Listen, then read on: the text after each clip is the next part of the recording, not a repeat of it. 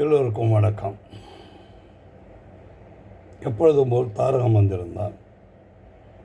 எண்ணங்கள், அதனால் கிடைக்கக்கூடிய சில ஐடியாக்கள், அது ஃப்ளாஷ் ஆஃப் செகண்ட்ஸில் வரும். ஒன்று அதை ஞாபகம் பிடிச்சிக்கிறது நல்ல ஐடியாவாக இருக்குது. இஸ் குட், நல்ல ஐடியாவாக இருக்குது.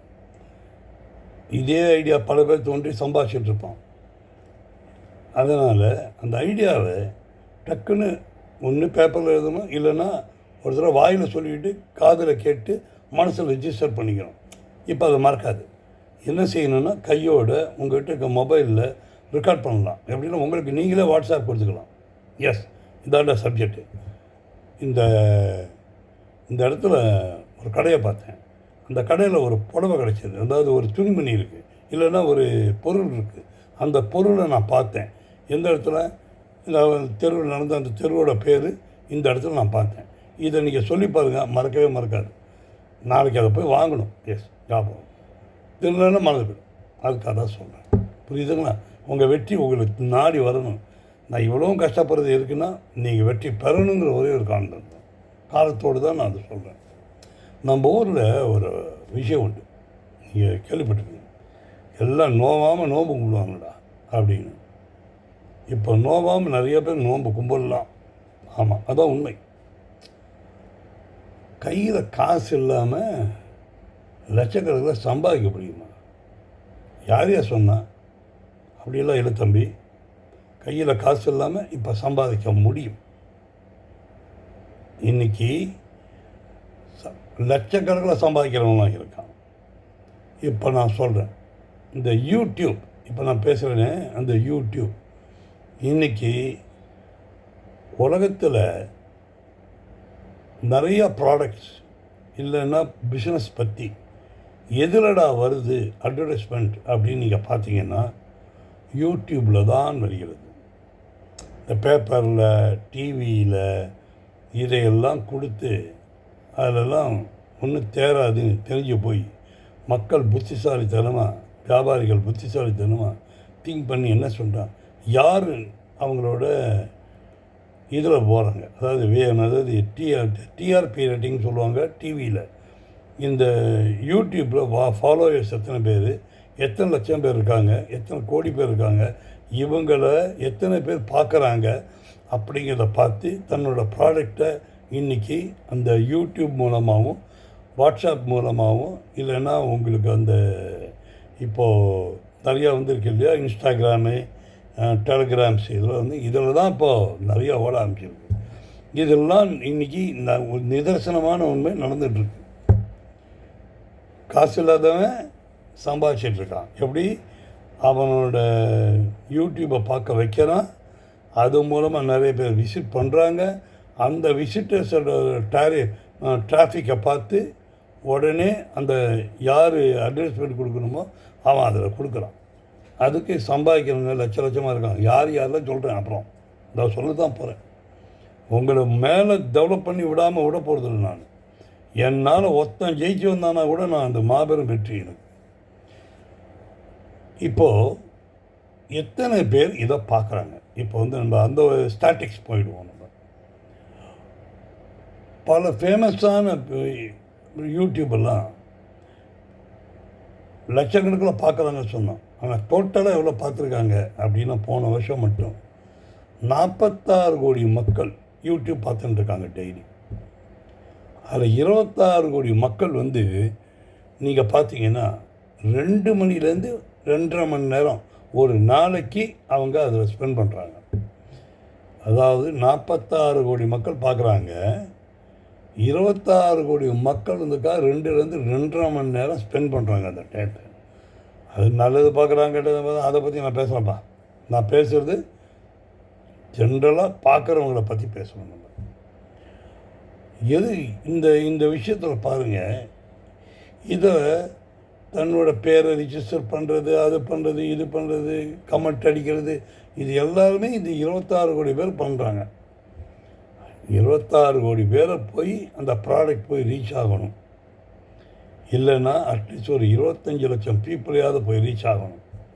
அப்போ அதுவும் என்ன, இப்போ பேப்பர்லையாவது சில பேர் பார்த்துட்டு அப்படி தூக்கி போட்டு போயிடுவான். டிவியில் அப்படி பார்ப்பாமா, அது அடுத்த சேனலுக்கு போயிடுவான்.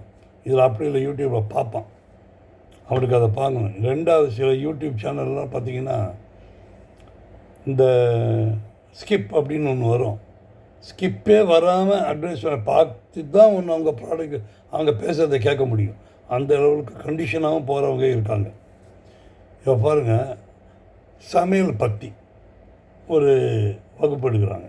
அவங்க எப்படி எடுக்கிறாங்கன்னா, இப்போ பொண்ணுங்கள்லாம் இப்போ ரொம்ப புத்திசாலி, அம்மாவும் சொல்லி தரணும், அப்பாவும் சொல்லி தரணும், நீங்கள் விடுங்க, எங்களுக்கு தேவையில்லை, நாங்கள் எங்கள் வழியை பார்த்துக்குறோம், எங்களுக்கு பாதுகாத்துக்க தெரியும் அப்படி சொல்லிட்டு எல்லாம் வந்து அட்வான்ஸாக போயிடுறாங்க. இப்போ அட்வான்ஸாக போகிறது நல்லது தான்.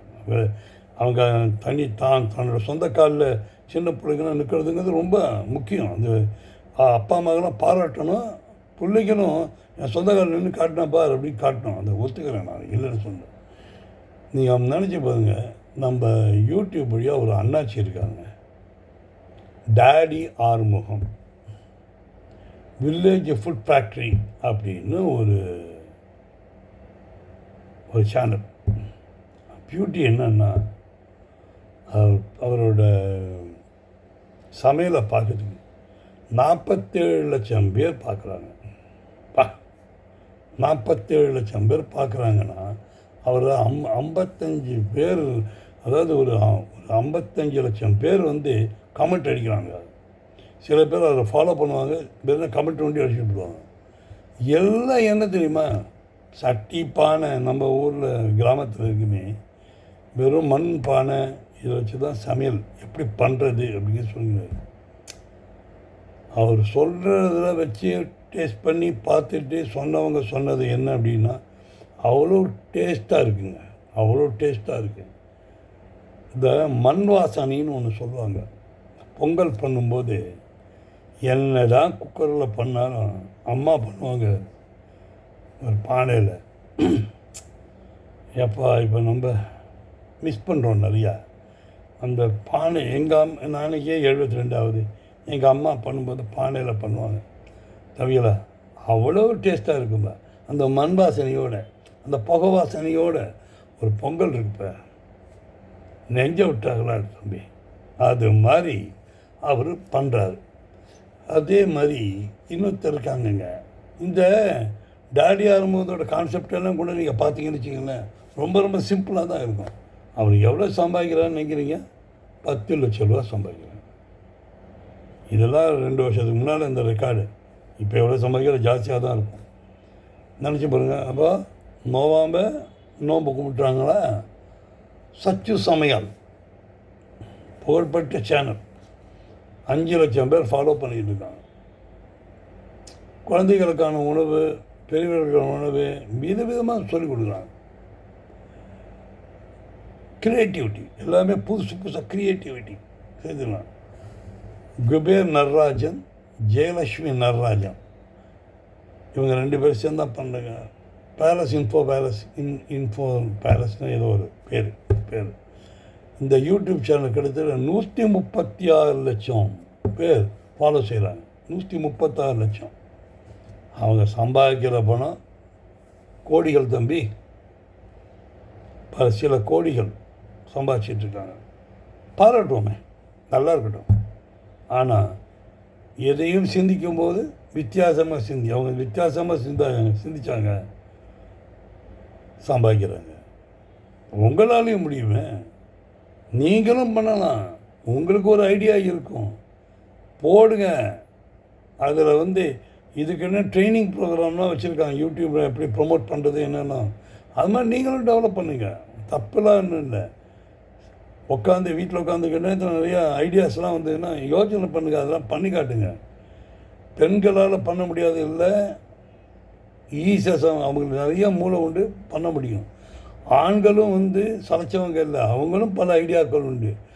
என்ன, நீங்கள் எல்லாத்தையும் எழுதுங்க, யோசனை வந்ததை கையோட ரெக்கார்ட் பண்ணுங்கள். வெற்றிலாம் ஒன்றுமே இல்லைங்க, ஈஸியாக வந்துடுங்க. உழைப்புன்னு ஒன்று கொடுத்து பாருங்கள், வெற்றி தானாக வரும். வெற்றி உங்களுடையது, அதை எடுத்துக்க வேண்டியது உங்களோட பொறுப்பு. மீண்டும் சந்திப்போமா? அடுத்த எபிசோடில் பார்க்கலாம். நம்ம வணக்கம்.